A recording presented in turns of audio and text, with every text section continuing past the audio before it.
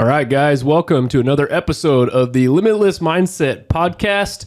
Hopefully you guys had an absolutely amazing week and you guys are ready to get another solid week kicked off. Hopefully you guys got some great plans lined up. Hopefully you guys are working on those businesses and you guys are out there grinding away. Quick update for you guys. Things are going pretty good on our end. It's been an interesting market shift, but we've been adapting and things are actually going really well. We've been staying super busy. As a brokerage as a whole right now, we've got a little over 50 listings out right now, which is good.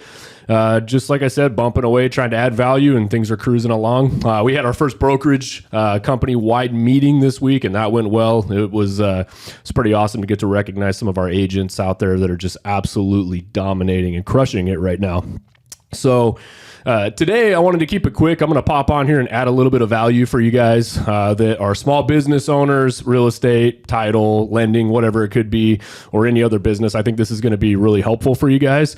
And like I said, I'm going to try to keep it short and sweet for you guys today, but this is really going to tie into marketing because I feel like a lot of people don't really grasp the benefits of marketing or know how to market properly or know how to reach their audiences, and the expectations of their marketing is just not correct. I was actually having a message this morning. Another agent within a different brokerage was just reaching out to me, asking me some advice on marketing and what's been working really well for us. And again, you guys had heard me talk about another podcast where, his natural reaction was, do I just jump right into paid traffic? And like I mentioned before on one of my previous podcasts, I never really recommend that, right away. I think there's a lot of really good things you guys can do for free or very low cost before you're actually ready to start spending money on paid traffic. That should be a tool to help you guys scale once you guys have a really good system dialed in. But if you're not pulling a couple deals a month consistently or making a few sales a month pretty consistently through just, getting yourself in the trenches, through door knocking, calling, emailing, texting, if you guys aren't getting business that way, I would not recommend jumping in and doing paid traffic. So, here's the thing that's always worked extremely well for me is that's been the consistency side of it. Like you guys have heard me say multiple times, just consistency. It's doing the not so fun things every friggin' day. It's the small things that compound into the wins, the things that are not so sexy in the business space of just getting out there and making your calls and doing your texts and doing your emails and doing your social media posts consistently every friggin' day.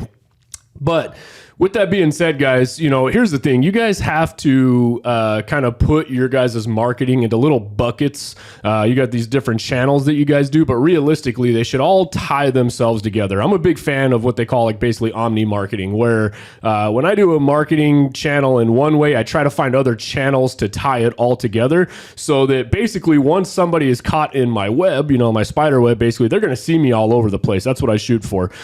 So for example, we do paid traffic for our brokerage now for my agents, just because we are at scale now. We got 40 plus agents working for us right now. And so to kind of keep that going and to give newer agents a little bit of a kickstart, we provide leads for them to call and reach out to so that it's not coming out of their own pocket.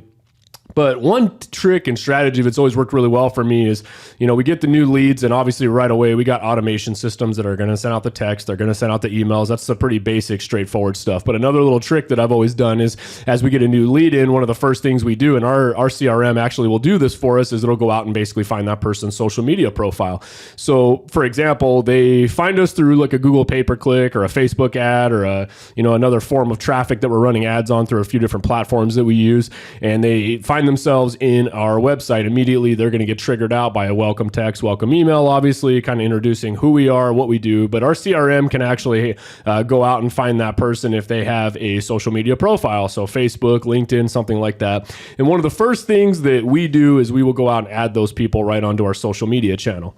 Now, before you're jumping right to the conclusion of like, holy crap, these guys are going in full stalker mode, that's not necessarily what the purpose of that is. The reason we do that is because think about it this way, guys. Let's say you guys get a random text or a phone call from somebody and you guys get it. I mean, we're getting marketed to, 100 times a day. And you get this random text like, oh God, I don't even know who this is. Just some other spam message, whatever, right? You're most likely going to ignore it. Now, what our theory is behind this is that as we get a lead that comes in, we get them on our social media. And it's not like we go and DM that person on social media. Now, hey, you registered on my website and what do you, boom, buy my product or service. That's not what we do. do. The reason we do that is because it now allows them an opportunity to see who we are. If you guys kind of imagine you guys have a stage, right? You have this platform, you're standing up on it, and your audience is your potential customers. They're all sitting out there in the front row. Now, imagine that you guys have curtains drawn and you're just talking from behind the curtains, you know what I mean? And your audience is sitting out there. They're not really going to have a connection with you. They're not going to know what you look like. They're not going to see your body language. They're not going to see who you are. It's going to be really hard to build a connection with you solely off of just a voice that they hear basically going on behind this curtain, right? It's very similar to you basically getting an internet lead or something like that and just firing off a text message. They have no idea who is on the other end of that line, basically. Now, imagine we open those curtains up and I'm just talking to a crowd, kind of like how I'm talking to you guys right now, basically. And you guys have the ability to now potentially see that person. You can see what they look like. You can see their body language. You can see their habits. You can see how they dress. You can see how they talk. You can see how they communicate. Right now, you're starting to build a little more of a connection with this person passively, right? From a distance. You're not directly engaging with them, but now you have a pretty good idea of who's talking with them. So this is one thing we do where we would get a lead basically that comes into our CRM and registers through traffic. One of the first things we want to do is get in front of them on social media because, as you guys know, we are very heavy on social media marketing. So we want to get them in our audience, AKA we want to get them on our friends list or we want to get them on our followers list so that not only are they getting the text messages, maybe the emails from us, but they're also getting to see us on social media. They're getting to see the houses we post. They're getting to see some of the knowledge that we drop. They're getting to see some of the videos that we share. We're building a relationship with them passively through social media, basically is what it is. Then we're probably going to go out and we might place a phone call to that person. We're going to set them up on an email distribution list. So essentially, we're basically now getting them through pay-per-click traffic. They enter our world or they enter our web basically through an initial reach out. Once they're in there, we try to get them in front of us, and now we're going to hit them through social media. We're going to hit them through text messages. We're going to hit them through, it could be email marketing, so you guys are starting to get the message now. We will basically try to foster a relationship from a lead standpoint multiple different ways. It's not just, hey, we have a whole list of leads. We're just going to text those leads now. We really try to do a good job of getting in front of them and building that relationship with them to the point where they want to reach out to us or respond a little higher for us on our marketing.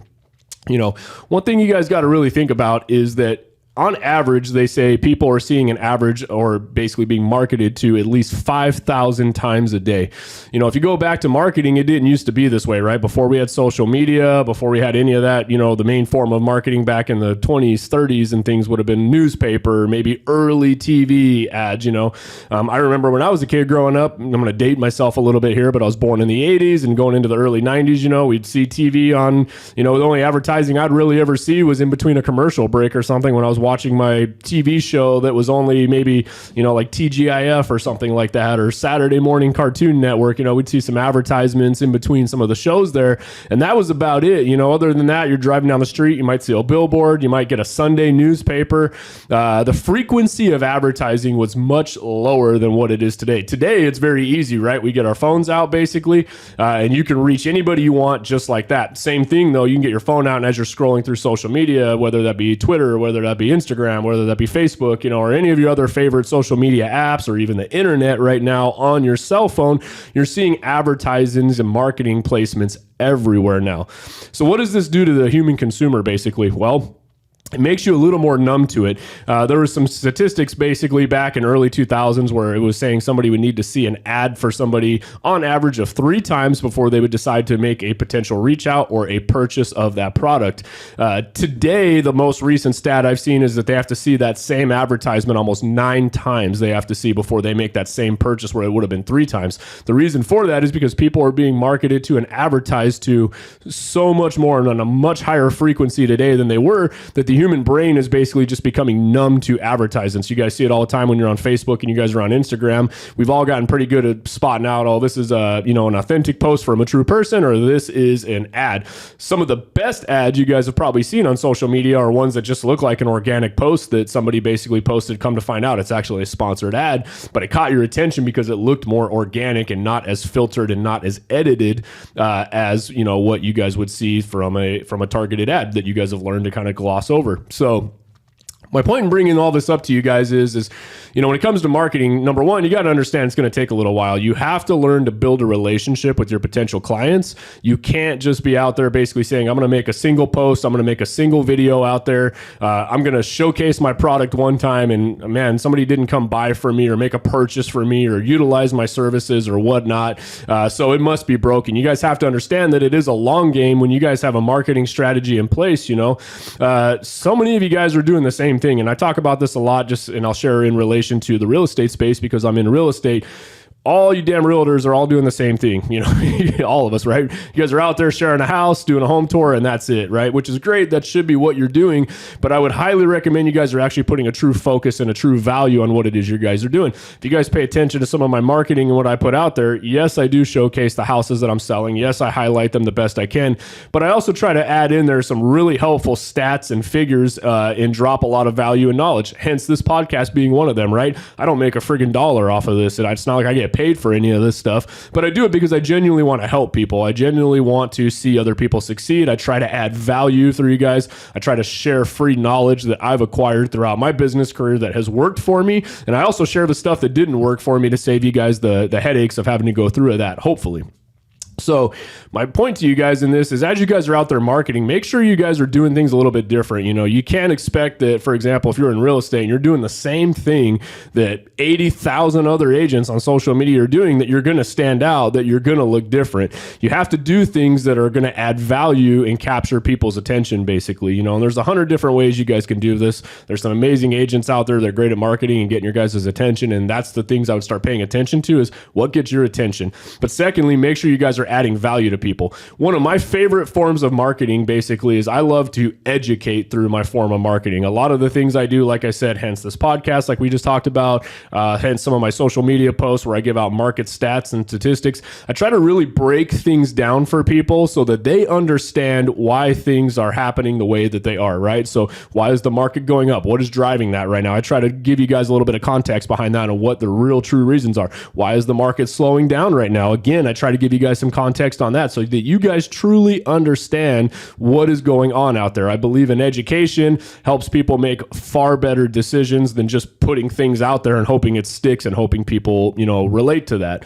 And I like to go a little bit micro. Like I said, you guys see some of my marketing, I'm not all over the place. I'm not marketing, broad spectrum. I really try to stay in my lane. I love helping the traditional family that needs to sell a house and then go buy a house. I love doing the complex deals. I love doing some of the off-market, fix, flip type opportunities where I can get people out of situations that they're kind of stuck in, get them out of that property, get them into something new. I love taking older homes that are just completely beat up and, bringing them back to life, adding value to neighborhoods, taking that one house on the street that just looks like absolute garbage that's been run down and turning that around and making it beautiful and adding value to all the neighbors, right? Those are things that I love to do, and that's the lane that I basically stay in. Another helpful tip for you guys when you guys are marketing, for example, I know a lot of agents say, hey, I'm going to go and this could be for you guys too, by the way, that are doing any other service. I'm going to send out thousands of mailers right across the valley. I don't think that's a great strategy. You guys are casting too wide of a net out there. My recommendation is if you guys are doing marketing, again, get really niche on this, but do omni marketing to a small market group. So for example, if you guys want to market a neighborhood, here's a few things you guys could do. You guys find that neighborhood. You guys can do a few things like send mailers tailored to that neighborhood, tie your specific marketing pieces to that neighborhood so that that neighbor opens their mailbox and they have something to relate to. Oh, this piece of mail is directly specified for my neighborhood. It's not just some random piece of mail that was sent out across the entire, state of Arizona. Get a little more specific with it too, where you guys can get in front of them social media. If they have a local Facebook group, maybe join that Facebook group, or if you live in that neighborhood, be very active in that Facebook group to where you add value. Now they're seeing you on a mailer and they're seeing you in the local Facebook group adding value. They can tie two and two together. They're seeing your name on a piece of paper, but now they get to interact with you on social media and see who you are, see what you look like, see how you behave, see what your marketing tactics are, your strategies, see how knowledgeable you are. You guys are starting to get it, hopefully. This is the stuff I'm talking about that's going to make you be way more effective, as you really need to know who your audience is and you guys need to talk to them directly. And you guys have to do it consistently. You can't give up. If you guys are going direct mail, if you guys are going paid marketing, guys, please understand that people are already getting hundreds of direct mail flyers. It's not to say it doesn't work, but guys, if you're going to go that route, don't think that you're going to send one mailer, two mailer campaigns out and you're going to get tons of results, because guess what? They're already getting hundreds of that. You don't believe me? Walk out to your mailbox right now and open it up, and I guarantee you already have a piece of direct mail in there. You got to do stuff that's going to stand out differently, or you have to be so consistent with it over a long time that people eventually notice you. They're like, man, I've been seeing the same postcard for 8 months. Maybe I should reach out finally. That's what you guys have to have in the back of your mind and adding value to some of these people. It's the same thing with paid per click traffic, right? Especially in the real estate pace, guys. Like, you guys have to understand it's a long game. So when you start doing paid per click traffic, you're going to spend a lot of money on the upfront. It doesn't mean that this doesn't work, because it does, but please understand that as you acquire a lead, number one, internet leads only convert at about 1% to 2% on average. So to put things a little bit into perspective for you, let's say you want to average 2 deals per month at a 1% conversion rate, you're probably going to need to be getting close to 200 leads a month, give or take. 200 to 300 leads a month can probably net you 1 to 2 deals a month if you're doing proper follow-up. Reverse engineer that. How much money is it going to cost you to get 100 to 200 leads per month, right? And then you can decide, is it best spent your money on that, or can you spend it on other things? If you're going to spend your money on paid traffic, just make sure you got the right systems and processes in place to really do the follow-up on that. Because again, guys, internet leads are not the most hot source of leads. Do they work? Absolutely. Do we use them? Absolutely. I've been doing paid traffic now for probably going on 8 years. I pay attention to a lot of different things. You look at click-through rates, you look at opt-ins, you can look at video views if you're doing video target. There's a lot of things you can look at to optimize your ads to make them as efficiently as possible. But your follow-up game on the back end has to be important. We have automatic drip campaigns. We have artificial intelligence built into our CRMs that follow up with these leads. We have ISA, inbound sales agents, that actually reach out to these leads and call them directly. I mean, we are on top of these leads, making close to 3,000-4,000 calls a day in a database of 15,000 leads. We try our best to not let things fall through the cracks. So before you go spend money on these kind of things through paid per click or any of that kind of stuff, guys, you need to make sure you have the follow-up game on point. Otherwise, you guys are just wasting money, and you should go right back to what I talked about and dial in your systems and do all the things that you can do for free or very low cost before you start spending a ton of money on your guys' business. I know it sounds like the easy fix, and I know it sounds like the sexy thing to do, and everybody thinks, hey, I'm going to go out and spend a little bit of money on mailers and paid per click. But guys, get good at doing the hard shit first, which is making the calls, making the text messages, refining your sales process. If you're going to spend any money at all, I would probably spend money on going out and getting a sales coach or a sales program that can really dial in your skill set. Because even if you get 1,000 leads a month, if you don't know how to communicate with leads, if you don't know how to solve problems, if you don't know how to walk them through the sales process, guys, you're going to be wasting money because you're not converting the leads you're getting properly. You want to dial in your whole foundation first and then start spending money on, paid activities like lead gen, direct mail marketing, things like that. So hopefully this was helpful for you guys. Again, I just wanted to drop a little bit of value for you guys and give you guys some context behind marketing. It can be pretty complex. I would recommend you guys, kind of really make yourselves masters of the game and study all aspects of marketing, such as the psychology behind it, why it is, your marketing is, again, if you guys are just doing social media posts and check out this house I'm selling and doing a walkthrough tour, surprise, 8,000, 80,000 other agents are out there doing that right now, guys. You got to do something a little bit different. You have to add value. It's not to say that those things don't work, because, it's obviously your job to get out there and showcase, houses and market them for your clients. But also, guys, my advice would be make sure you guys are adding value. Make sure you guys are educating people. Make sure you guys are putting information out there that your consumer would want to hear or understand or know, or put things out there that are actually going to help them and add value to them in their life. And then tie that together with how you can help them out or how you can provide that value, right? So as always, guys, that's all I have for you today. Hopefully it was helpful. Hopefully, this was something that would add a little bit of value to you guys. If you guys have any questions on any of this or any comments, I'd love to hear them. Feel free to drop them down in the comments section below. I'll do my best to answer them for you guys. And as always, guys, get out there, crush it.